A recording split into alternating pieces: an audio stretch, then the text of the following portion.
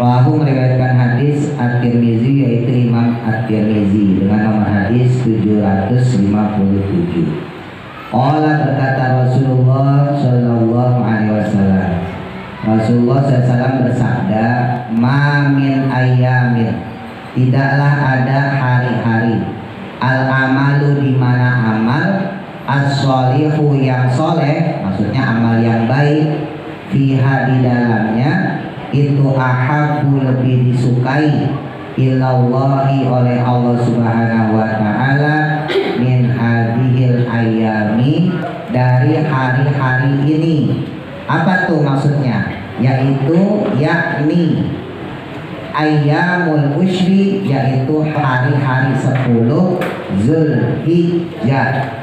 Nah, jadi 10 Zulhijjah dan tanggal 1 ya Bu, itu diantara hari-hari yang mana amal soleh di dalamnya sangat dicintai, sangat disukai oleh Allah. Kemudian qalu, berkata para sahabat, "Ya Rasulullah, wala jihadu, tidak juga amal jihad ya Rasul, fi sabilillahi, di jalan Allah." Jadi dibandingin sama sahabat, "Ya Rasul, kalau jihad gimana? Kalah nggak tuh sama amal-amal di 10 hari bulan Zulhijjah?" Qala, maka menjawab Kanjeng Nabi, "Wala jihadu, tidaklah juga termasuk amal jihad fi sabilillah, di jalan Allah, illa kecuali rajulun, yaitu ada seseorang, kharaja yang dia keluar berjihad, binafsihi dengan jiwa raganya, wa malihi dan hartanya, falam yarji, lalu dia tidak kembali, maksudnya meninggal di medan perang ya, min dzalika, dari jihadnya tersebut, bisyai'in, dengan sesuatu pun atau sedikit pun, jadi nggak kembali sedikit pun, maksudnya wafat. Nah, kecuali itu ya. Jadi andai kata ada orang jihad di medan perang ya, dia perang sama orang kafir, dibandingin ibu melakukan satu amal soleh di bulan Zulhijjah dari tanggal 1 sampai tanggal 10, itu pahalanya melebihi daripada pahala jihad, kecuali orang yang jihad tadi meninggal ya. Kalau orang jihad tadi selamat, berarti amal ibadahnya masih kalah sama kita. Nah, makanya usahain kalau bisa pas bulan Zulqa'dah, Zulhijjah, Muharram, ya bulan yang dimuliakan, termasuk yang terpisah sendiri ya, yaitu bulan Rajab, kalau bisa dimanfaatin. Apalagi bulan haji, bulan Zulhijjah, ya bulan besar kita orang Jawa nyebutnya, itu sakral banget ya, gede banget pahalanya dari tanggal 1 sampai tanggal 10. Kalau bisa puasa, usahain puasa dari tanggal 1. Jadi jangan cuma puasa tarwiyah doang, tanggal 8 sama Arafah tanggal 9 kalau bisa ya. Tapi kalau nggak bisa ya udah Arafah doang, nggak apa-apa lah.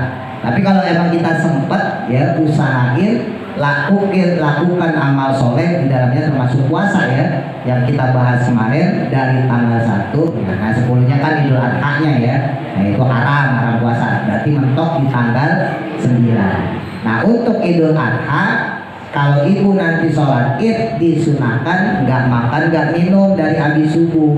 Nah karena masih ngikutin puasanya, tapi jangan diniatin puasa, nggak boleh ya, haram ya. Tapi ada kesunahan setelah sholat subuh kita nggak makan dulu, nggak minum dulu sampai khotib turun dari mimbar. Jadi setelah sholat Idul Adha baru kemudian kita makan sama minum. Nah kalau sholat Idul Fitri, ya sholat Idul Fitri justru disunahin sebelum berangkat id dulu tuh kita makan, kita minum. Jadi habis sholat subuh ya udah makan dulu deh kita, atau yang biasa ngeteh dulu. Jadi sunahnya seperti itu, baru kemudian kita berangkat sholat id gitu ya. Jadi keagungannya bulan Zulhijjah, bulan haji ini ya sangat tinggi, sangat besar. Makanya kemarin sempat saya singgung, ya mohon maaf ya, dulu kiai saya sendiri nyaranin kepada santrinya kalau bisa jangan hajatan di bulan haji ya, jangan hajatan di bulan besar. Lawong Gusti Allah lagi bikin hajatan, ya rupane yo bentuknya ibadah haji, bentuknya korban, lah kok kita malah nyaingin Allah bikin hajatan. Ya, ini amanah guru saya sih dulu gitu. Tapi terserah ibu mau pakai mau enggak ya. Nah, biasanya kalau kayak gini-gini nih ya bersinggungan sama sosial. Wah, Pak Ustadz dari dulu juga ya, hajatan bulan haji kan gitu. Akhirnya pas hajinya kagak korban, duitnya habis buat hajatan. Nah gitu salahnya ya.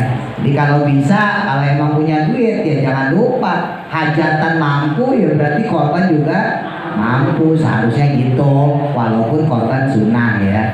Jangan kita bela-belain hajatan ya 10 juta, 20 juta keluar, belum yang gak kehitung ya kan. Ya, tek-tongeknya itu kan banyak itu ya, namanya orang lagi bikin resepsi, bikin pesta gitu ya, hajatan apalah, pernikahan kayak ya, selamatan atau misalnya ada cucu yang kita sunatin misalnya gitu ya, habis kita juta-jutaan. Lah kok buat beli kambing, buat urunan sapi ya yang cuma 3 jutaan kita kagak lakuin gitu ya. Jadi hati-hati kalau misalnya bikin hajatan, bukan berarti nggak boleh, tapi jangan sampai hajatan itu justru menggugurkan apa yang jadi kesunahan dari Kanjeng Nabi.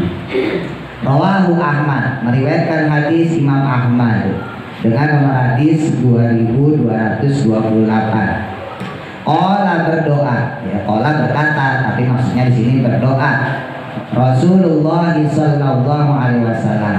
Rasul tuh kalau masuk bulan Rajab dia doa, Allahumma barik lana fi Rajaba wa Sya'bana wa balighna Ramadhana. Nah, ini biar ibu tahu ilmunya. Jadi sumber hadis doa tersebut itu riwayat Imam Ahmad dalam kitab hadisnya, nomor hadisnya 2228 ya. Allahumma ya Allah, barik, berikanlah keberkahan lana kepada kami fi Rajaba pada bulan Rajab, wa Sya'bana dan juga bulan Sya'ban, wa balighna dan sampaikanlah kami, maksudnya sampaiin umur ya, Ramadhana sampai pada bulan Ramadan. Nah, ini yang sering kita baca gitu ya. Rawahul Muslim, diriwayatkan Imam Muslim dengan nomor hadis 1960. An Aisyah, dari Sayyidah Aisyah radhiyallahu anha. Karena adalah Rasulullah sallallahu alaihi wasallam itu yasumu selalu berpuasa, hatta nakula sehingga kami, kata Sayyidah Aisyah bersama para sahabat tentunya, berkata atau menduga bahwa la yuftiru, Kanjeng Nabi itu gak pernah berbuka, wa yuftiru dan selalu berbuka Kanjeng Nabi, hatta nakula sehingga kami berkata atau maksudnya kami menduga la yasumu tidak pernah berpuasa. Ini maksudnya pada bulan Rajab Sya'ban ya Bu ya. Jadi ada pendapat Sayyidah Aisyah mengatakan ada kalanya Rasulullah di bulan Sya'ban ya, di bulan Rajab itu puasa full. Ya, bulan Rajab, bulan Sya'ban puasa full.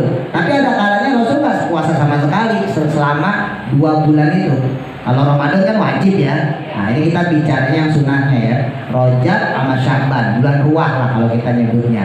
Nah itu ada pendapat Sayyidah Aisyah bilang ada kalanya Rasul itu di bulan Rajab, di bulan Sya'ban full puasa. Ya sampai kami menduga Rasul itu nggak pernah berbuka. Maksudnya berarti puasa terus sepanjang 2 bulan tadi. Nah ada riwayat lain mengatakan Sayyidah Aisyah juga bilang, tapi ada kalanya Rasul di bulan Rajab, di bulan Sya'ban itu nggak puasa sama sekali, sehingga kami menduga Rasul emang benar-benar nggak berpuasa di 2 bulan tersebut. Nah makanya di sini sering terjadi perbedaan pendapat orang. Ya ada orang yang kemudian berkata boleh nggak puasa di bulan Rajab, boleh nggak puasa di bulan Sya'ban, di bulan Ruwah. Nah, kalau di kitab-kitab fikih Bu, orang yang biasa berpuasa sunnah, baik itu puasa Senin Kamis ya, puasa Ayyamul Bid atau puasa-puasa tadi ya, di bulan-bulan khusus yang mulia. Nah, kalau emang dia udah biasa, maka tetap disunahkan. di bulan Rajab, di bulan Syaban memperbanyak puasa buat orang yang terbiasa puasa. Tapi buat orang yang tidak terbiasa puasa, dia nggak biasa puasa Senin Kamis, ya dia nggak biasa puasa Ayyamul Bid pertengahan bulan, dia nggak biasa puasa dalam bulan mulia, misalnya bulan Syuro ya, tadi itu bulan Zulhijjah, Tarwiyah, Arafah dan sebagainya. Dia nggak biasa puasa sunat, maka makruh, bukan haram ya, makruh memperbanyak puasa di bulan Ruwah, di bulan Syaban atau di bulan Rajab, karena ada ilatnya, alasannya dikhawatirkan nanti masuk bulan Ramadan dia sakit gitu. Karena saya pernah terjadi tuh, saya main ke satu tempat ya, satu tempat orang, ini bapak sama anak lagi debat tuh ya, jadi bapaknya bilang nggak boleh puasa di bulan Ruwah ya, di bulan Syaban udah mendekati Ramadan nggak usah puasa. Nah gitu ya, sementara si anaknya ini doyan puasa, sering puasa Senin Kamis, sering puasa Ayyamul Bid ya. Maka kemudian saya bilangin bapaknya itu ya, kalau memang anak bapak biasa puasa ya maka tetap sunnah puasa itu, karena dia sudah terlatih berpuasa, insya Allah nggak berpengaruh kesehatannya gitu ya. Nah apabila bapak punya anak-anaknya emang nggak biasa puasa, baru makruh ya. Adapun kalau misalnya yang kita dengar, mungkin ibu sering dengar biasanya tuh kalau pas Ramadan ada yang ceramah sumu tasihu ya, berpuasalah kamu maka kamu sehat. Itu bukan hadis bu ya, itu makalah ya, makalah itu ucapan salah satu sahabat ya, jadi bukan hadis.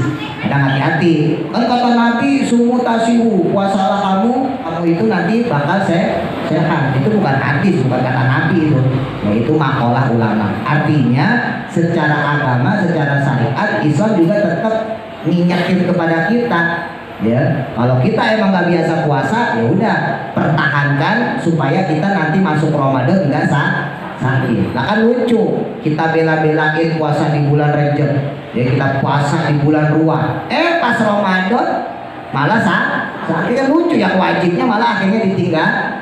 Walaupun ya secara fikih kalau emang sakit mah nggak apa-apa ya, tapi kan sayang lah puasa sunnahnya kita lakuin, giliran puasa yang wajibnya malah kita tinggal gitu ya. Wa maro'aitu, namun tidak pernah melihat aku Rasulullah akan Rasulullah Sallallahu Alaihi Wasallam itu istakmala, beliau itu menyempurnakan berpuasanya siyama syahrin pada satu bulan full, qotun sama sekali, ila Ramadana kecuali pada bulan Ramadan. Nah, tapi kalau menurut Sayyidah Aisyah, Nabi Muhammad sekalipun banyak puasanya di bulan Rajab, di bulan Syaban, tetap enggak full puasanya gitu, karena yang dilihat full puasanya itu ya hanya pada bulan Ramadan. Wa ma ra'aitu, dan tidak pernah juga aku melihat beliau fi syahri pada satu bulan aksaro yang lebih banyak minhu pada bulan tersebut, apanya siaman puasanya kanjeng Nabi fi Sya'bana di bulan Sya'ban, di bulan Ruwah. Nah ini nih yang jadi dalil ya, makanya orang banyak berpuasa di bulan Sya'ban, di bulan Ruwah. Nah, tadi saya sampaikan kalau bulan Sya'ban, bulan Ruwah, kalau menurut ulama-ulama fikih, kalau memang kita terbiasa puasa ya banyakin puasa di situ. Ya, dulu guru saya malah nganjurin puasa Daud. Ya, tapi puasa sunnah di sini hati-hati. Ya, mohon maaf nih buat ibu-ibu yang masih punya utang puasa. Ya, itu baru dilakuin kalau emang utang puasa kita lunas. Kalau kita masih punya utang puasa ya tetap wajib qada. Ya, wajib qada. Dan mentok-mentoknya itu bulan Sya'ban. Makanya Sayyidah Aisyah dalam riwayat Imam Bukhari mengatakan, saya itu baru sempat qada puasa itu kalau nggak di bulan Rajab, di bulan Ruwah, ya di bulan Sya'ban. Saking saya sibuknya ngikutin Rasulullah, saking saya sibuknya nemenin Rasulullah, saking sibuknya saya ngeladenin Rasulullah, maka kata Sayyidah Aisyah, saya baru bisa qada puasa saya di bulan Rajab, di bulan Sya'ban. Makanya mayoritas ulama, jumhur ulama fikih berpendapat Kalau ada orang sudah masuk di bulan Sya'ban, di bulan Ruah ya, berarti bulan depannya Ramadan, dia belum kodok puasa, lalu dia mengkodok puasa di hari itu, kok dibatalin, maka hukumnya dosa. Ini hati-hati ya. Kenapa? Karena nggak ada hari lagi setelah itu kecuali nanti masuk Ramadan. Hati-hati ya, ibu-ibu mohon maaf ya. Dulu-dulu juga saya yakin lah ya, pasti di antara ibu-ibu yang dulunya yang belum doyan ngaji pasti ada yang kita ya tinggalin tuh puasa kita ya, kita tinggalin tuh sholat kita ya. Jadi namanya ibadah tetap harus dikodok ya. Puasa dikodok kalau emang belum ya. Kalau sholat ya sama. Saya kalau pengajian bapak-bapak tuh kalau malam Sabtu ya saya sampein, kalau kita punya utang puasa, punya utang sholat tetap harus dikodok, nggak bisa diganti Bu selama masih hidup. Kalau sholat misalnya balik umur 15 tahun ya, umur 20 ngerantau, umur 25 nikah sibuk sama anak, umur 30 makin sibuk dagang ya kan, ngurus suami, 35 belum kenal pengajian, 40 baru masuk ngaji, nah, baru kenal musola, baru kenal masjid, baru kenal masjid taklim. Lah berarti dari umur 15 sampai umur 40 itu kalau taubatnya 40 ya, kalau taubatnya 50 tambah meneh ya. Ya kalau taubatnya misalnya katakan 40 berarti berapa tahun Bu? 25 tahun. Kita bolong-bolong sholatnya, bolong-bolong puasanya, kodok itu ya. Jadi jangan mentang-mentang kalau saya nggak tobat Pak Ustaz. Nah, tobat tetap utang. Nah gitu ya.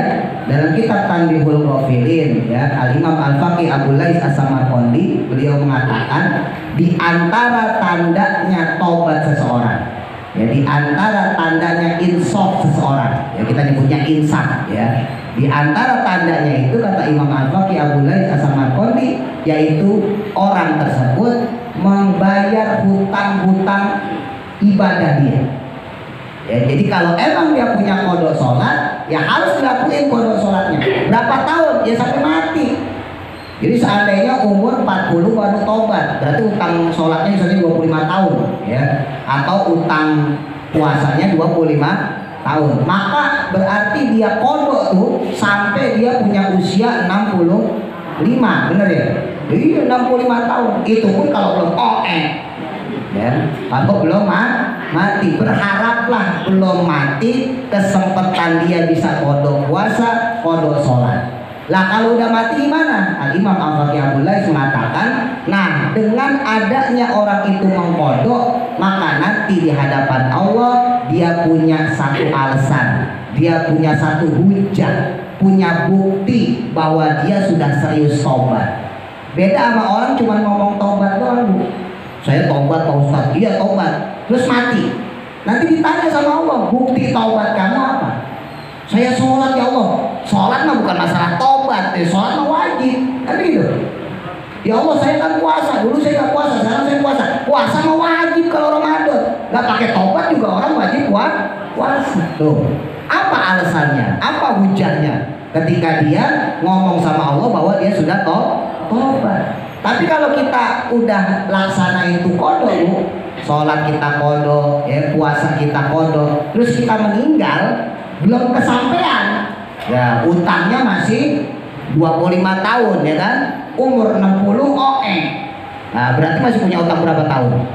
5 tahun ya, masih punya utang 5 tahun lagi. Kita masih punya alasan ntar sama malaikat, kenapa nggak kamu kodok itu semua? Lah kan keburu sampean cabut nyawa saya. Jangan salahin saya, coba kalau sampean nggak nyabut nyawa saya, nah saya bakal tetap jangan salahin saya. Oh gitu, iya benar, ya udah lewat tuh ya, gara-gara dia punya hujah ya, punya alasan, punya bukti bahwa dia tobatnya itu dengan mengkodok ibadah yang dia tinggalkan. Nah, kan kodoknya banyak tuh. Nah, ini kayak kita tampang-tampang kodok ini. Nah, ya kan? Baru dipikir ya benar juga. Nah, jadi kalau kodok sholat sama seperti kita sholat biasa secara jumlah rakaat. Satu. Nah, kedua, kita lakukan sesuai kemampuan kita. ya. Memang banyak kaifiahnya ya. Di antaranya ulama-ulama ngasih referensi paling ringan yaitu setelah ibu sholat wajib lakuin sholat qadha. Habis sholat maghrib kemudian bangkit lagi qadha sholat maghrib. Habis sholat isya bangkit lagi qadha sholat isya. Habis sholat subuh sholat qadha subuh. Sholat zuhur, sholat asar terus qadha. Niatnya gimana? Tinggal ganti. Adaan diganti qadhaan. Adaan itu tunai. Jadi kalau sholat maghrib usolli fardhol maghribi salasa rakaatin mustaqbilal qiblati, adaan lillahi ta'ala, diganti qadhaan lillahi ta'ala ya. Jadi kalau kita niat sholat apapun ya, mau isya mau subuh misalnya ya, usolli saya niat sholat ya Allah, fardhu subuhi fardu subuh saya niat sholat fardu subuh, rakaataini 2 rakaat, mustaqbilal qiblati menghadap kiblat. Adaan itu namanya tunai, jadi langsung dilakukan. Nah diganti kalau adaan tunai karena berhubung kita qadha, maka dijawab kita balas adalah qadhaan lillahi ta'ala. Nah yang ketiga kaifiahnya adalah boleh dilakukan untuk sholat qadha, boleh dilakukan di waktu haram. Waktu haram itu apa? Habis sholat asar, kan nggak boleh sholat habis sholat asar. Tapi kalau qadha sholat boleh, orang bayar utang ya. Habis sholat subuh boleh nggak sholat? Nggak boleh. Tapi berhubung qadha bayar utang boleh ya. Sekarang ibu ya tetangga punya utang 10 juta ya, datang ke ibu malam-malam jam 11 lagi tidur, kira-kira marah apa senang? Mau bayar utang 10 juta kira-kira? Ayo apa diusir? Oh sesuai bayar utang jam 11 malam gitu misalnya gitu. Oh kadang-kadang belum waktu jadi ditagih ya kan. Nah, ya itu sama ya. Jadi kalau untuk bayar utang ada memang beberapa pendapat ulama nggak boleh di waktu haram. Habis sholat asar kan nggak boleh sholat, ya nggak boleh sholat beneran. Habis sholat subuh ya nggak boleh sholat, itu untuk sholat sunnah mutlak ya, bukan untuk sholat qadha. Jadi kalau untuk sholat qadha tetap di waktu haram pun boleh. Jadi seandainya ya ibu berangkat ke Jawa nih, berangkat dari pagi ya, ternyata mobilnya macet, mogok ya dan sebagainya, nggak sholat zuhur, nggak sholat asar, ya boleh habis sholat asar sholat zuhur qadha ya, boleh. Orang tadi belum sholat zuhur ya, nah habis sholat asar langsung sholat zuhur. Tapi yang bagus kalau rentetan begitu, zuhur dulu baru asar kalau rentetan ya. Tapi kalau cuma satu ya udah langsung qadha. Misalnya subuh ya, ibu sholat asar dulu nih, tadi belum sempat sholat subuh karena macet misalnya gitu ya, ya udah habis sholat asar bangkit lagi berdiri qadha sholat subuh, boleh nggak apa-apa kalau jarak ya. Tapi kalau zuhur asar ya qadhanya diurutin, zuhur dulu baru kemudian asar. Tapi ini nanti juga kondisional, tergantung jamnya. Lah kalau jamnya 5:30, lah sekarang maghrib cepet ya kan, jam 6 kurang seperempat udah maghrib. Lah kita belum sholat zuhur, belum sholat asar, maka yang dilakukan apa? Asar dulu. Nah jangan sampai kita pas sholat zuhur malah azan maghrib, lah malah utang lah di asar ya kan, yang ini aja belum kebayar gitu. Jadi kondisional ya Bu.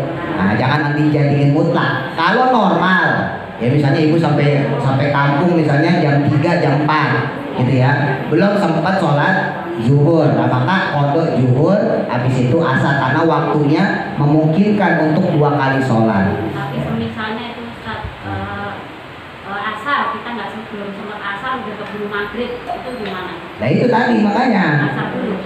Kita dari tanah abang pulangnya maghrib kan? apa? Iya memang dari tanah abang pulangnya maghrib, asarnya Ya, belum. ya lagi-lagi sama kayak tadi. Sholat maghribnya masih dapat nggak? Masih. Nah, kalau sholat maghribnya masih dapat, maka asar dulu, baru maghrib. Tapi kalau mepet, semuanya udah azan maghrib. ada maghrib berarti kan dapat ya.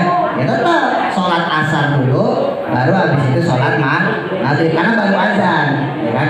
Tapi kalau udah 6:30, nah udah 6:30, udah 6:30 lewat, takutnya kita nanti sholat asar, nah maka sholat maghrib malah kagak dapat, maka kita sholat maghrib dulu. Jadi kondisional. Ya, kalau waktunya masih lama tetap urutan. ya, sholat asar kemudian baru sholat maghrib.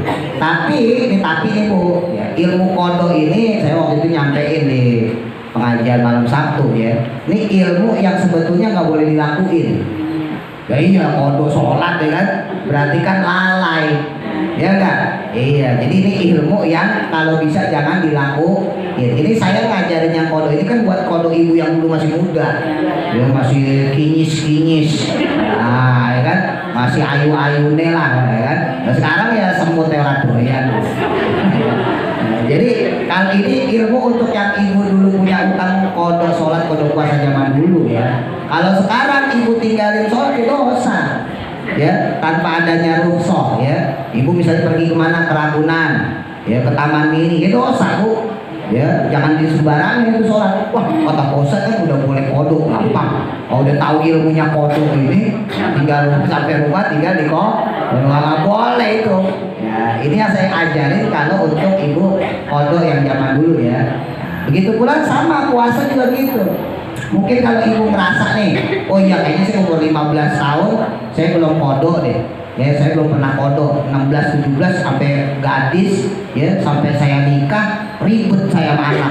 Biasanya kalau anak tuh ya jarang banget perempuan yang ya dia puasa ya. Nah maka ya kodok sekarang. Kalau berat ya sama kayak tadi, kodok lah, ambillah puasa di hari-hari yang kita bisa, kita mampu, kita senggang.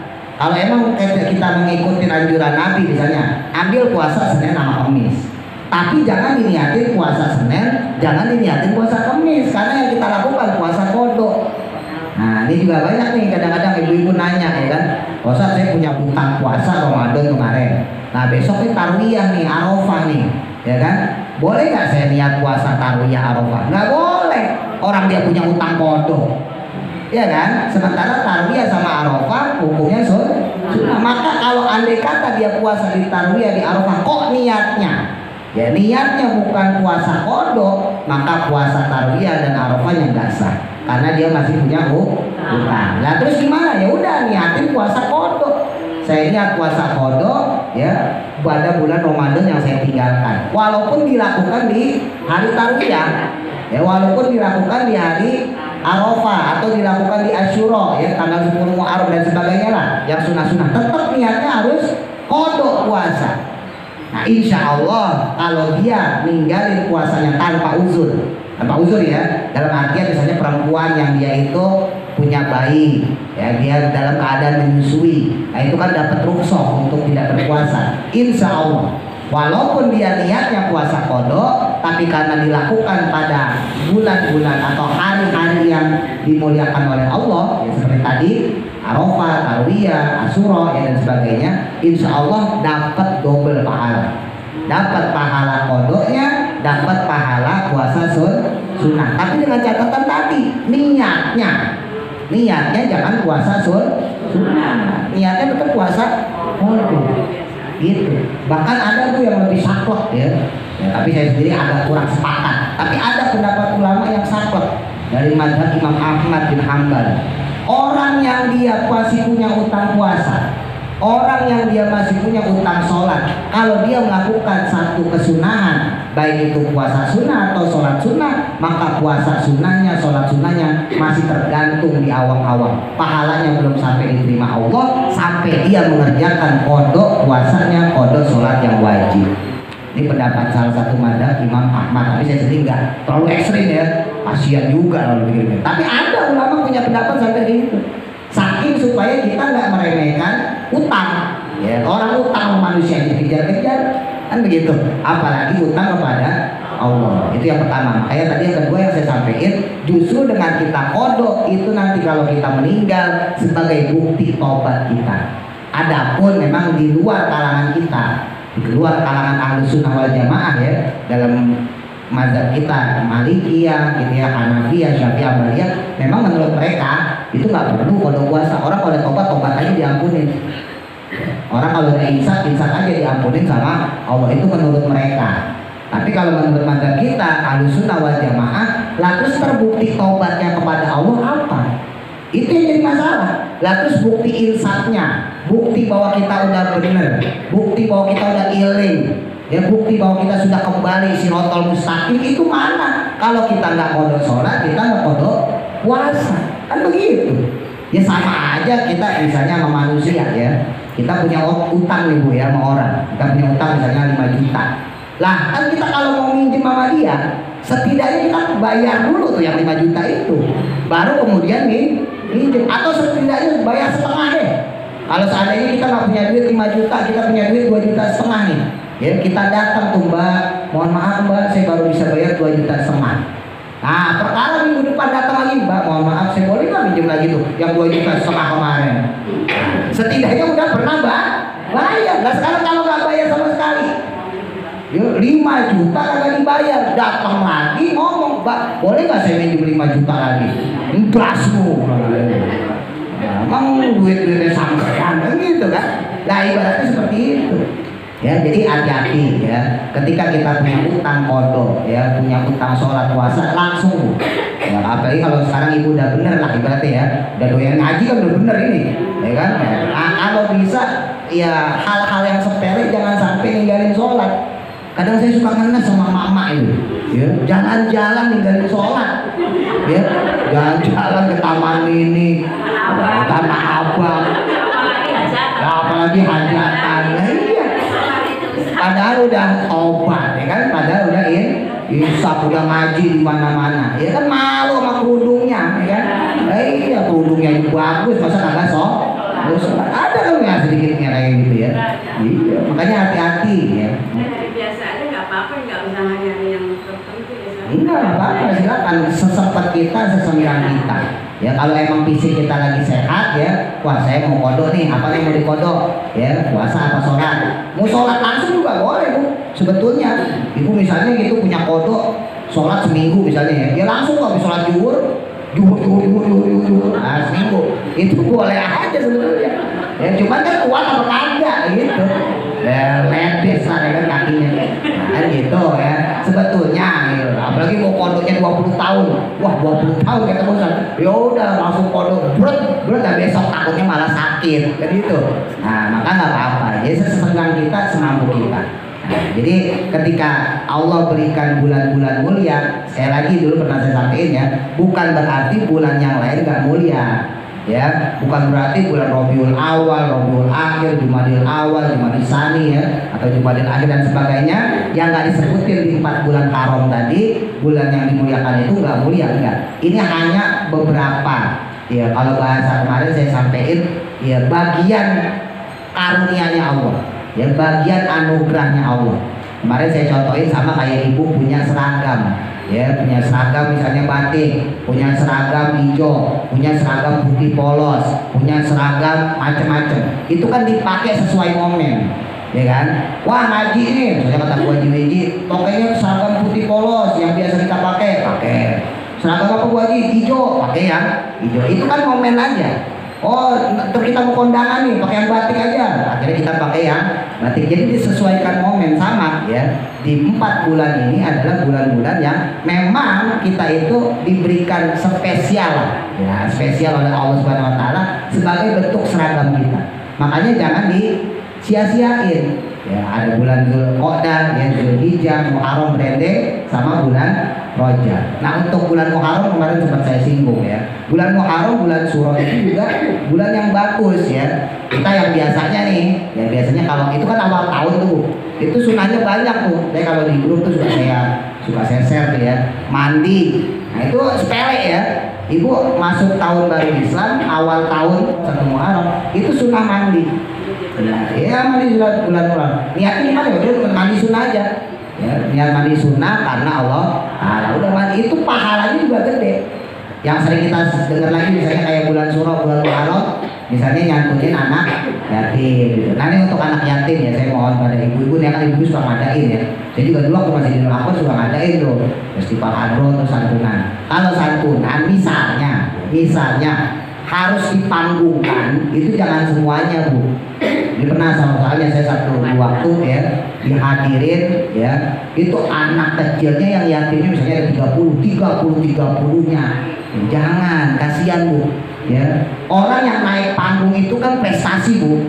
baca Quran, auzubillahi minasyaitonirrajim, ya kan? Sambutan, saya sebagai ketua musola kan gitu, saya sebagai ketua masjid ceramah, ibu-ibu, bapak-bapak, itu kan prestasi orang yang naik panggung. Lah ini anak yatim bapaknya mati bukan prestasi. Nah itu berarti kita mempertontonkan anak yatim. Mohon maaf nih ya, kalau bapak-bapak sih yang umum ya, yang suka saya juga datang itu jarang, tapi kalau ibu tuh banyak itu. Ya. Terus gimana Pak Ustadz? Ya udah wakilin aja satu orang. Ya, cukup satu orang perwakilan, ya kan biasanya buat dokumentasi ya, buat dipoto. Formalitas saja. Ibu-ibu, ini kita mengumpulkan dana untuk anak yatim kali ini ya. Totalnya 5 juta diberikan kepada misalnya 50 orang. Berarti kan 100 ya. Masing-masing 100.000. Nah, ini perwakilan ya, perwakilan simpulan ini kita berikan kepada anak yatim secara simbolis. Udah dipoto cekrek, udah. Ya sebetulnya sih nggak riak ya, karena kan itu kan secara urunan ya. Cuman maksud saya kasihan ya, maksudnya bukan pada tempatnya. Kasihan ditonton. Iya kasihan ditonton. Dan sekarang ibu lah coba, ibu dipanggil ke panggung dengan status misalnya duafa. Coba ibu bangga. Dipanggil, kami panggilkan misalnya gitu ya, Ibu Sakim. Nah, mohon naik ke panggung sebagai statusnya duafa. Coba, malu gak tuh mama tuh lagi? Sama aja, kan kecil, maksudnya belum ngerti aja. Yang malu emaknya yang datang. Apalagi mohon maaf nih, sekali lagi nih mohon maaf ya.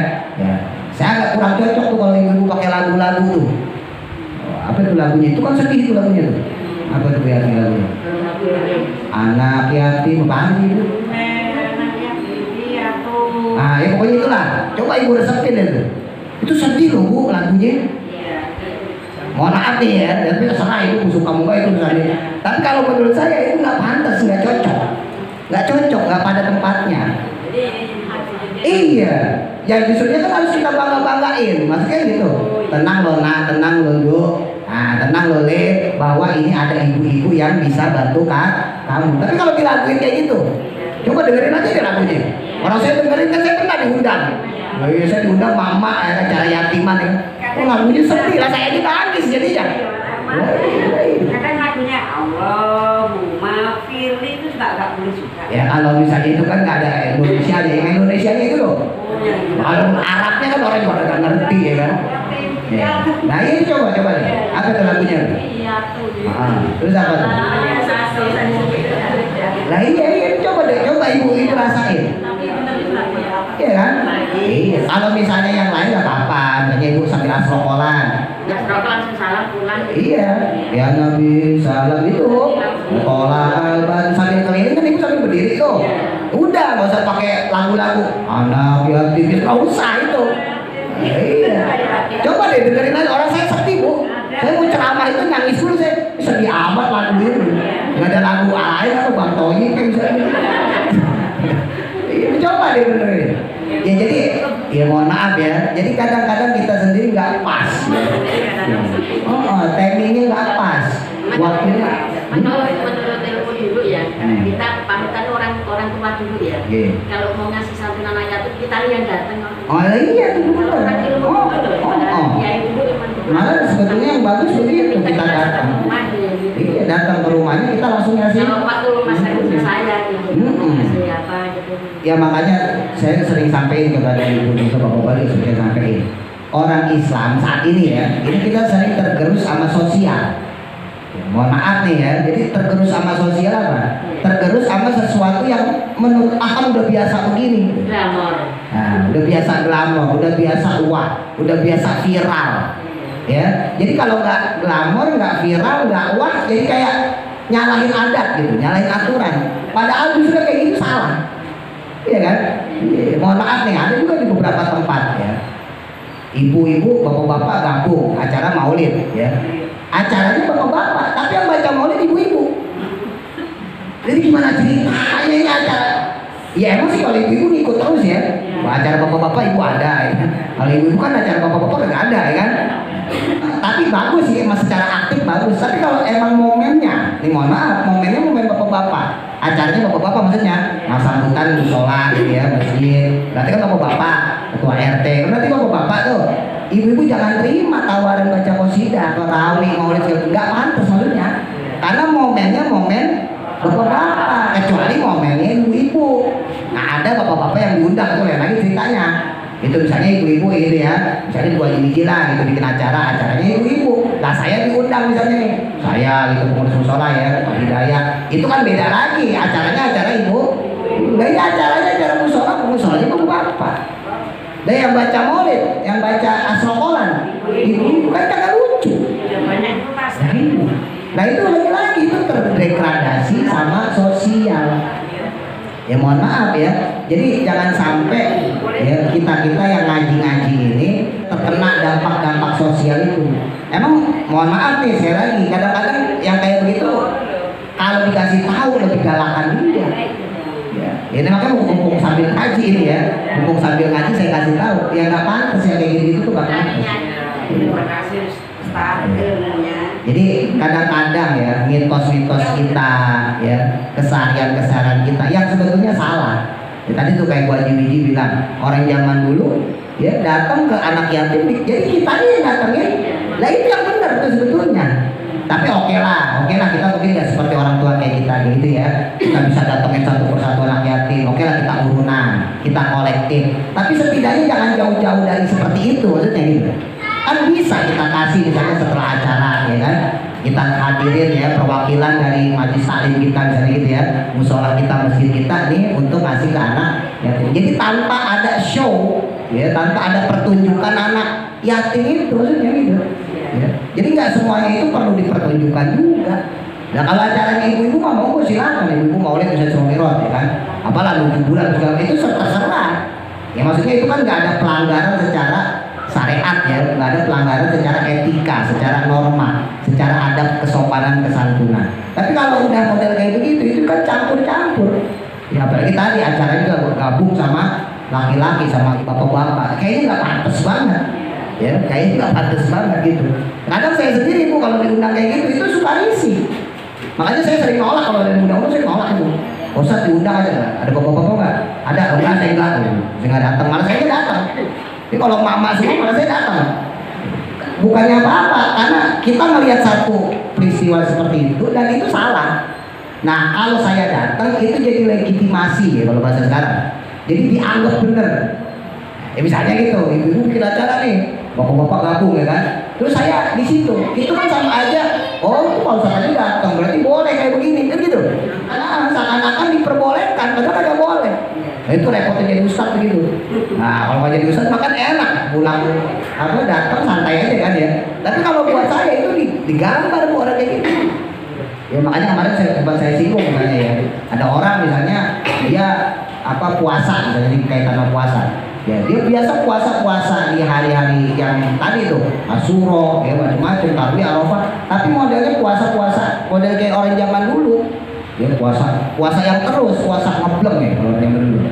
Nah kalau itu lagi-lagi di status sosial ya. Secara status sosial ya tetap gak boleh, haram ya haram. Tapi yang ngomongin kan kadang-kadang, mohon maaf nih, ini lebih tua dari kita.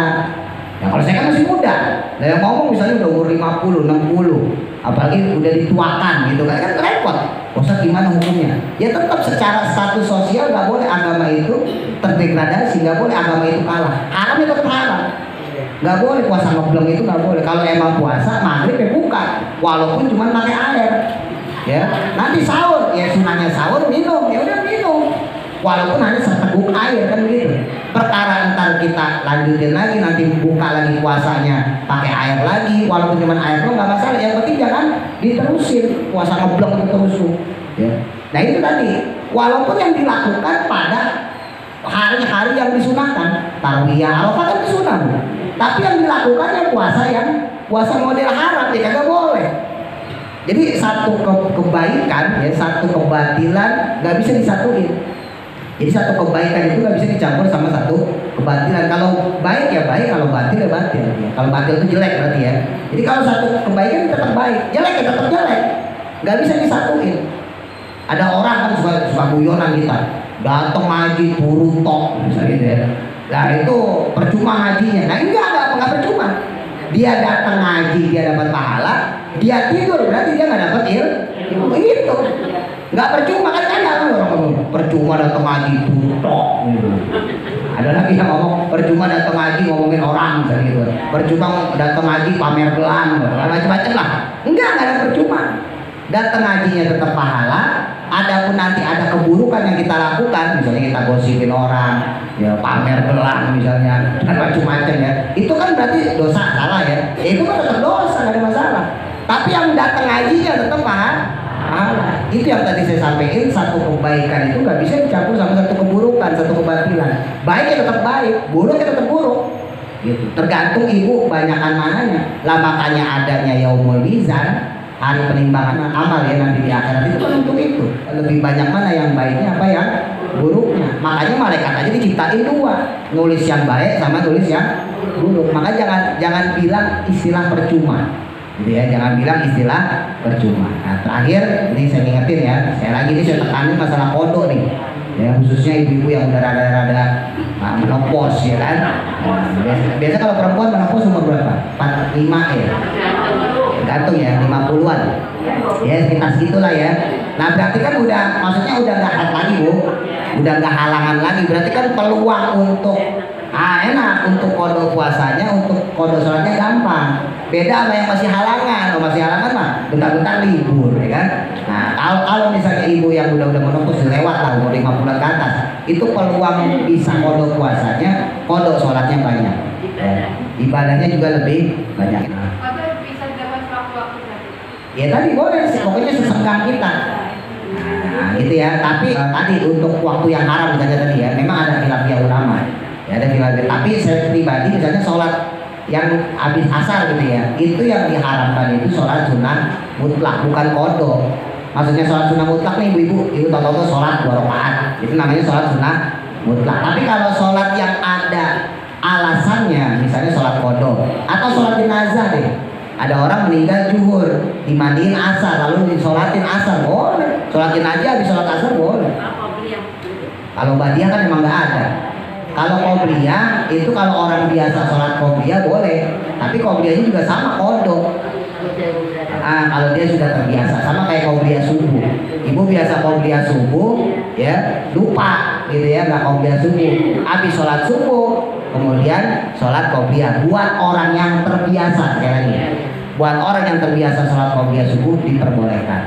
Tapi kalau yang nggak biasa nggak boleh, ya. Jadi kembali lagi ketika kita udah punya bekal, hujah, alasan, ya punya bukti tobat kita berupa kodok puasa, kodok sholat, nanti kita mati enak Bu.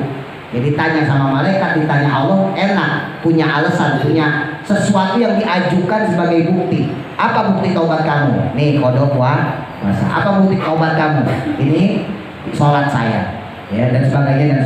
Termasuk ya mohon maaf ibadah-ibadah yang lain ya.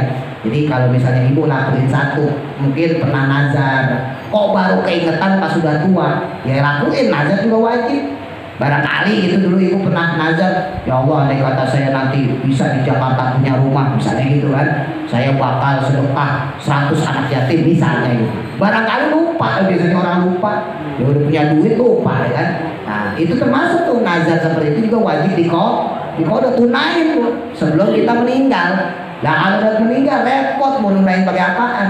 Udah nggak ada lagi sholat, udah nggak ada lagi puasa, udah lagi nggak ada ibadah-ibadah yang bisa kita lakuin. Kita cuma bisa ngarepin anak, kita cuma bisa ngarepin cucu, kita cuma bisa ngarepin tetangga, kita cuma ngarepin saudara yang doain kita. Lah kitanya sendiri kagak bisa apa-apa udah. Ya, makanya manfaatin mumpung masih hidup. Ya capek-capek lah ibadah, sering saya sampaikan. Ya apalagi ibu yang udah tua ya, capek-capekin lah ibadah. Toh bukannya kita pengen mati dalam keadaan ibadah. Lah gimana mati bisa dalam keadaan ibadah? Kalau pas capek istirahat. Kenapa nggak ngaji? Capek, gitu kan? Nah gimana mau mati dalam keadaan ibadah kan gitu kan? Nah, justru kalau pengen mati dalam ibadah ya capek-capekin.